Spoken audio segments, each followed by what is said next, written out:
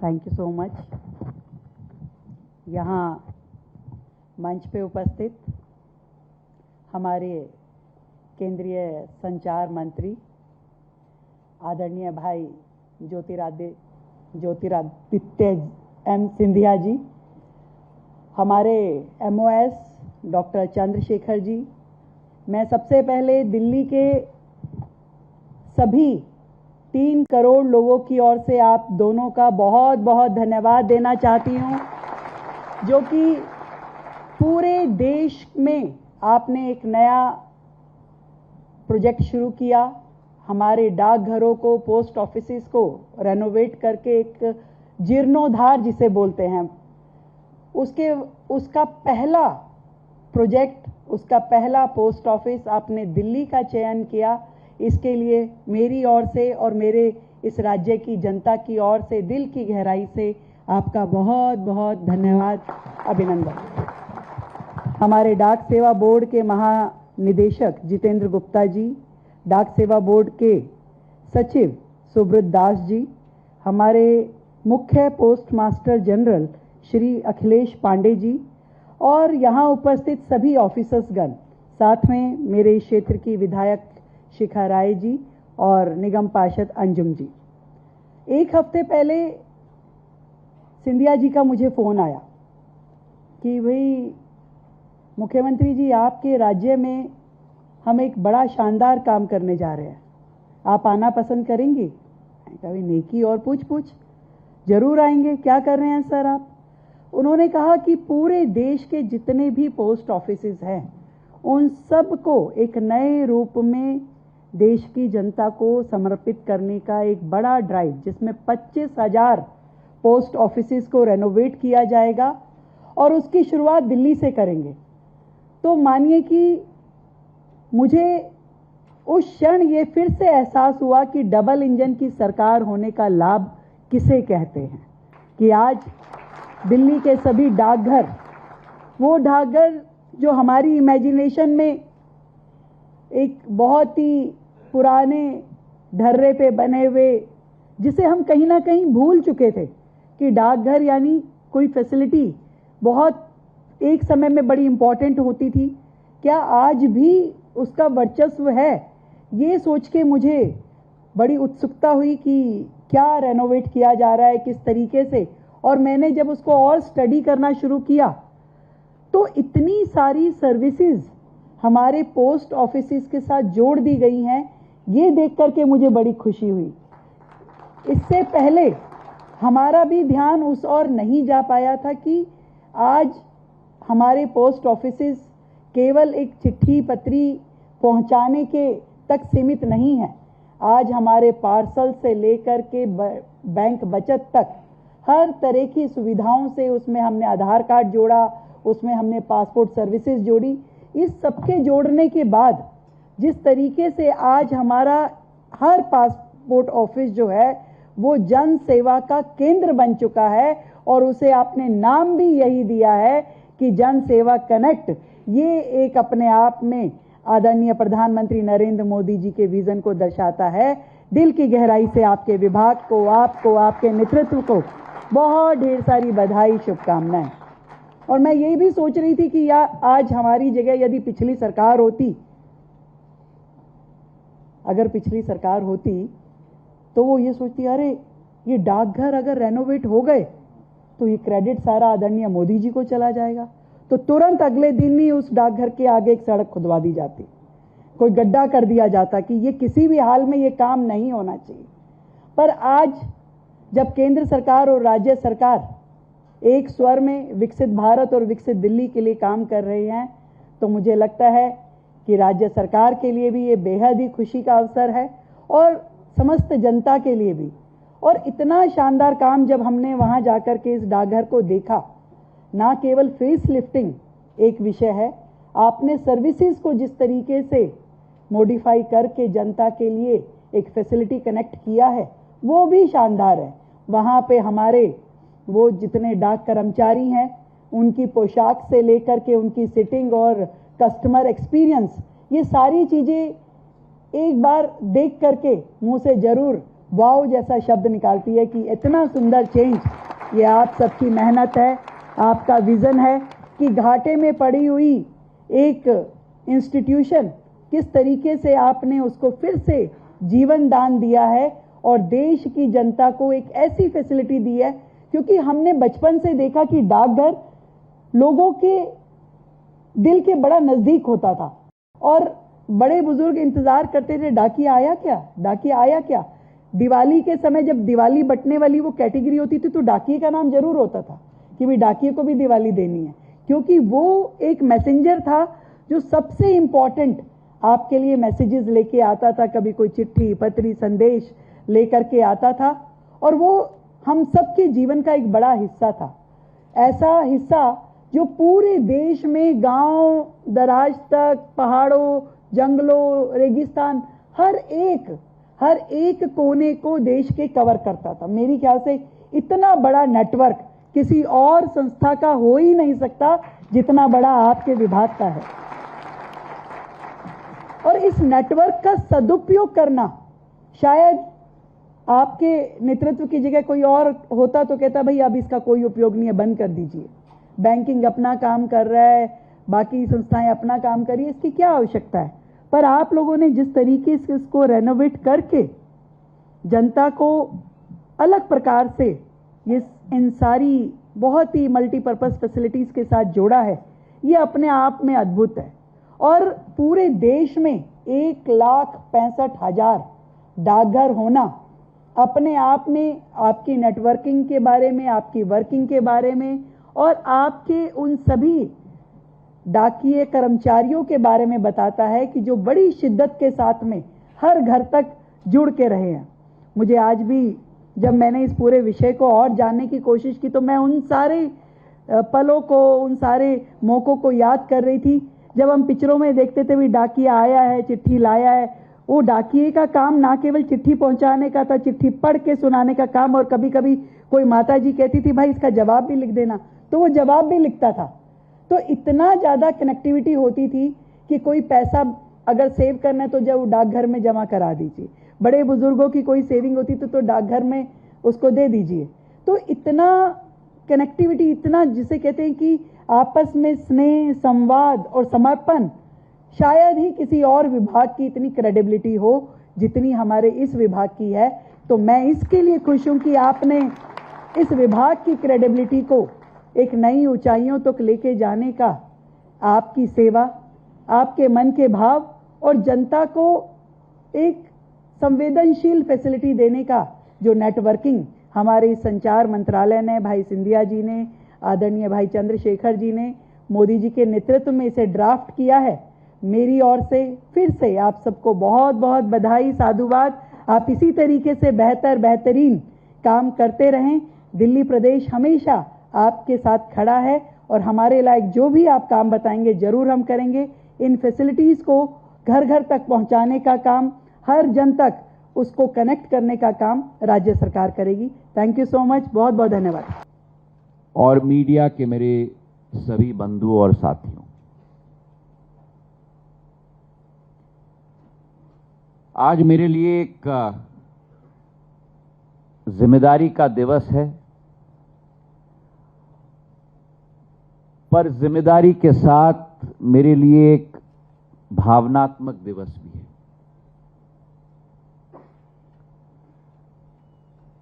और भावनात्मक इसलिए है क्योंकि जनसेवा के जब पथ पे मैं निकला था और पहली जिम्मेदारी 2007 में मेरे कंधों पर आई थी,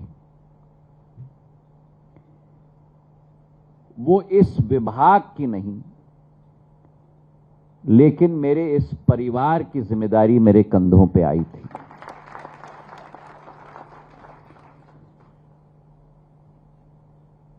और इसलिए मैं हर मंच से कहता हूं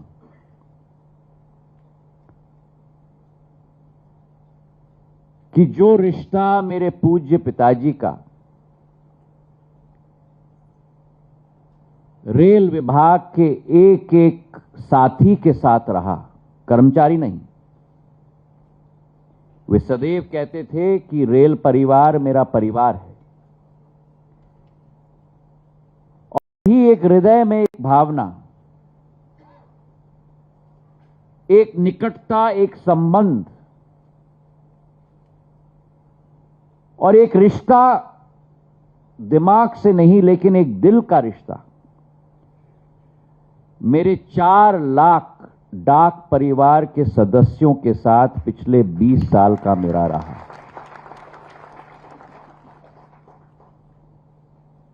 उस समय में भी जैसे आज हमने एक दीप को प्रज्वलित किया, उस समय में भी एक दीप को हमने प्रज्वलित की थी। प्रोजेक्ट एरो की शुरुआत की थी,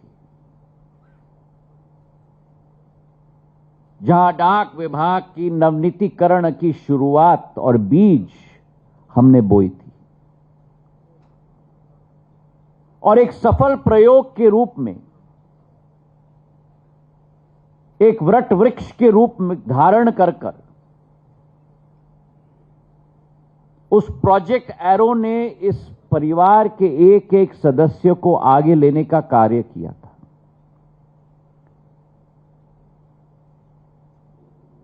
उस समय में भी, अब संयोग देखो, आज हमारे बीच में दिल्ली की मुख्यमंत्री हैं,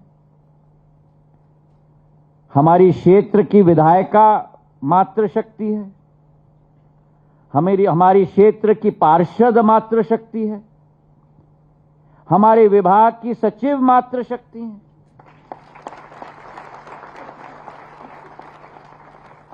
और उस समय में भी रेखा जी मेरी विभाग की सचिव मातृशक्ति थी, श्रीमती दोरायस्वामी जी। और आज जो आपके सामने प्रस्तुतिकरण किया जा रहा है, नेहरू प्लेस के पोस्ट ऑफिस को एक नया स्वरूप देना, मेरे पूर्व वक्ता, मेरे छोटे भाई ने विस्तृत रूप से आपके समक्ष हमारी रीति, नीति, सोच, विचारधारा, भावना आपके समक्ष रखी। हमारी मुख्यमंत्री महोदय ने कम समय में हमारे विभाग की क्षमता को भांप लिया है और अपने उद्बोधन में एक एक आंकड़े के साथ हर एक वो मानवीय पहल को छुआ है जिसके आधार पर भी पूरे भारतवर्ष में नहीं, पूरे विश्व में अगर किसी विभाग का अमिट छाप किसी देश की जनता के दिल में छाया हुआ है तो वो मेरा केवल इंडिया पोस्ट की क्षमता है।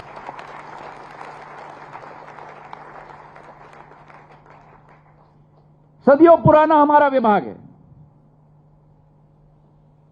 पेमसानी जी ने कहा, जब डिजिटलाइजेशन नहीं था, जब फोन नहीं था, जब बैंक नहीं था,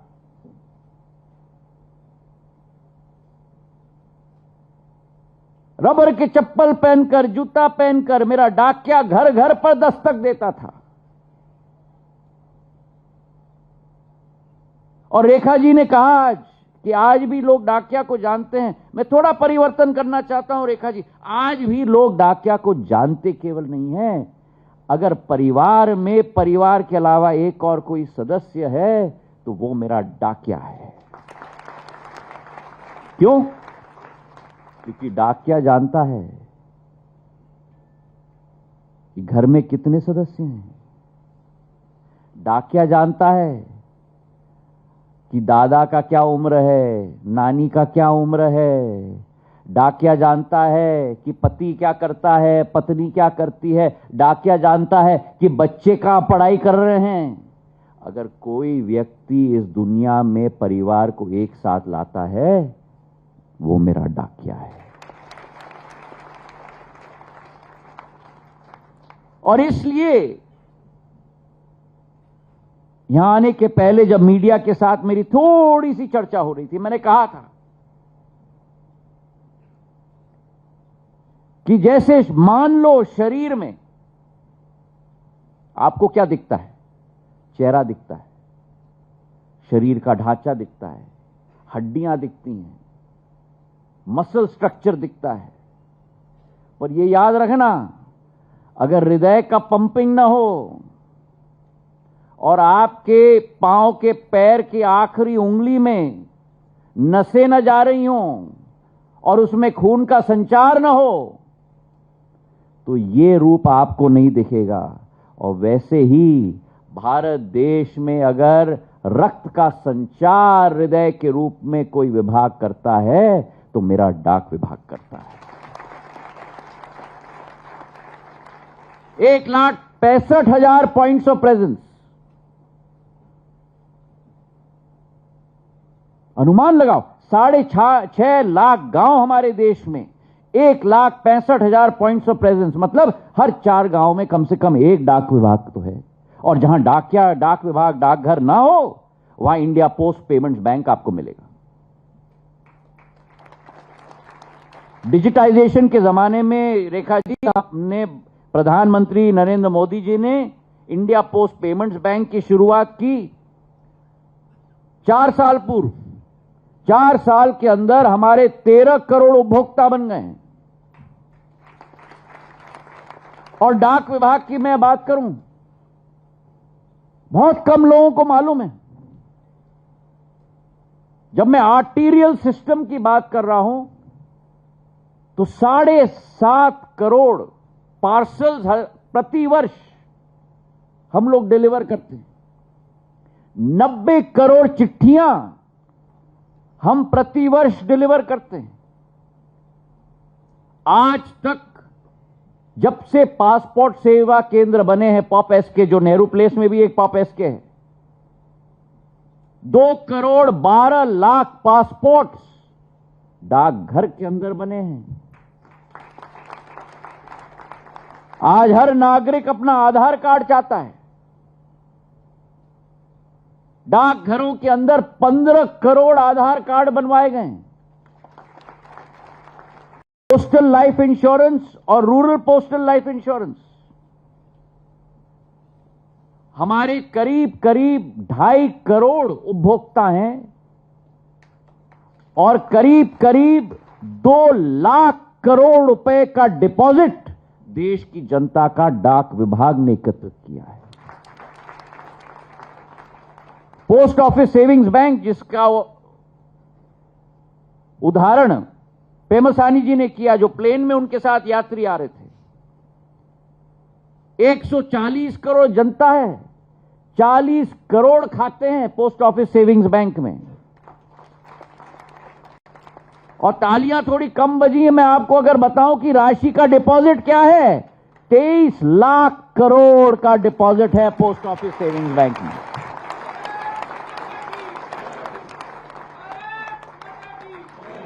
और इसलिए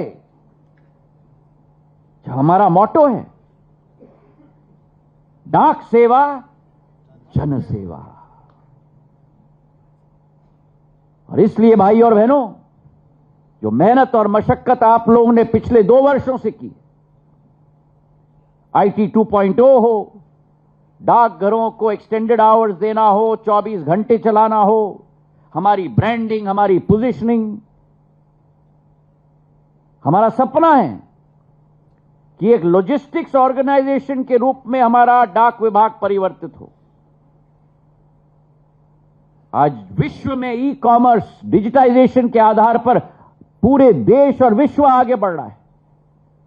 अगर ई कॉमर्स को आगे देश के अंदर बढ़ना है तो हमारे नेटवर्क का इस्तेमाल करना होगा।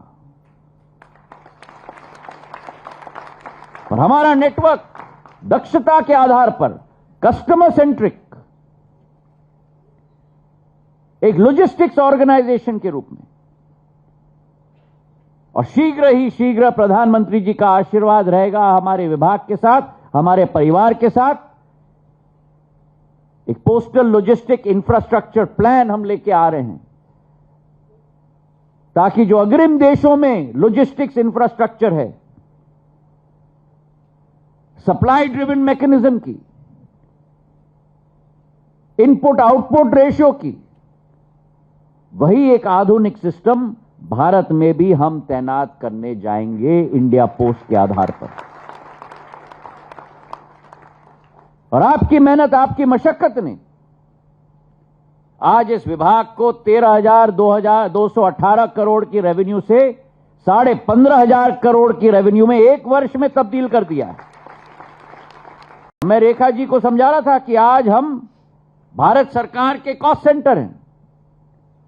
मतलब क्या है कि हमारा व्यय हमारे आय से ज्यादा है, पर 4.5 लाख डाककर्मियों का संकल्प है और इसलिए एक एक प्रदेश में पेमसानी जी और हम ग्रामीण डाक सेवक सम्मेलन कर रहे हैं, क्योंकि ये सोच, ये विचारधारा टॉप डाउन नहीं हो सकती, ये बॉटम अप आना होगा।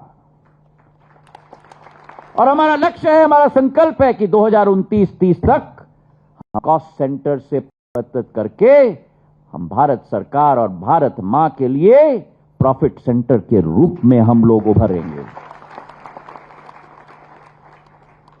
हमारा बैक एंड का बहुत काम हुआ है। हमारी दक्षता, हमारी उत्पादनिका,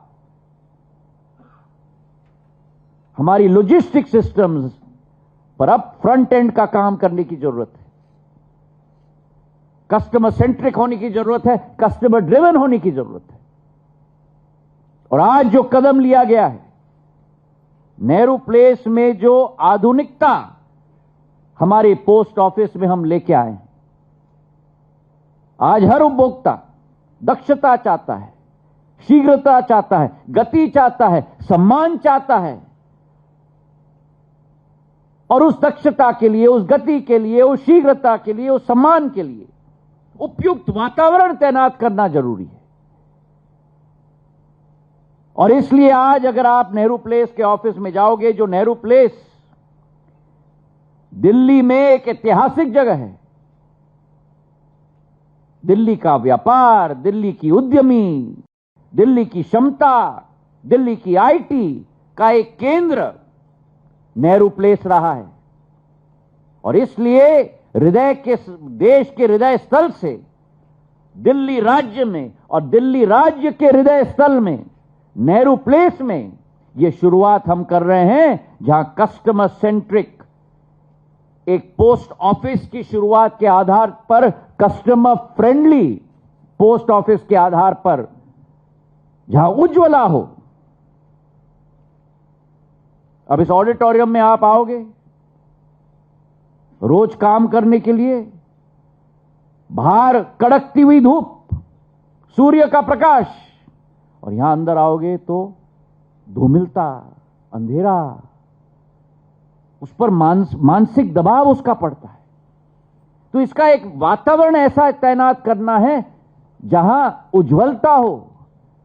और मैं आपसे निवेदन करना चाहता हूं, मेरे पार्षद महोदय से, मेरे विधायक महोदय से, नेहरू प्लेस के हमारे व्यापारी उद्यमियों से, कि अब आप जाके देखिए नेहरू प्लेस का पोस्ट ऑफिस लाल और पीले में रंगा रंग हो चुका है।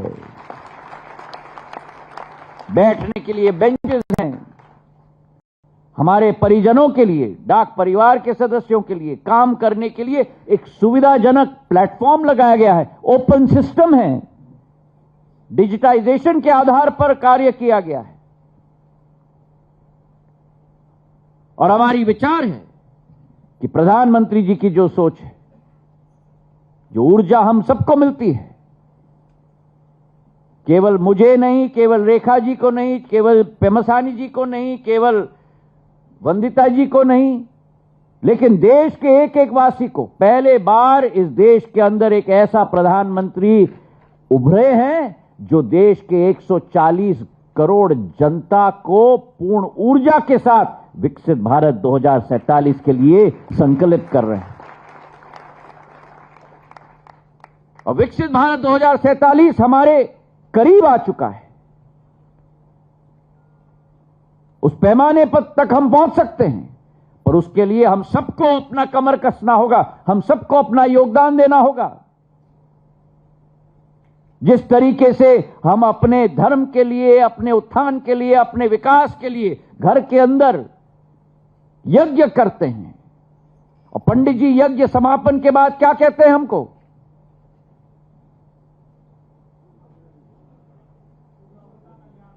पूर्ण आहुति करने के लिए आइए। वही पूर्ण आहुति विकसित भारत 2047 के लिए हम सबको करना होगा मेरे भाई और बहनों। और उसी उद्देश्य के लिए यह एक संकल्प है। आज नेहरू प्लेस से शुरुआत हो रही है, लेकिन 25,091 पोस्ट ऑफिस अगले 1-1.5 साल के अंदर पूरे देश के अंदर हम परिवर्तित करेंगे। तो जिस तरीके से मेरा डाक परिवार बैक एंड पर मेहनत कर रहा है, उसी तरह से हम फ्रंट एंड को भी हम परिवर्तित करने जा रहे हैं।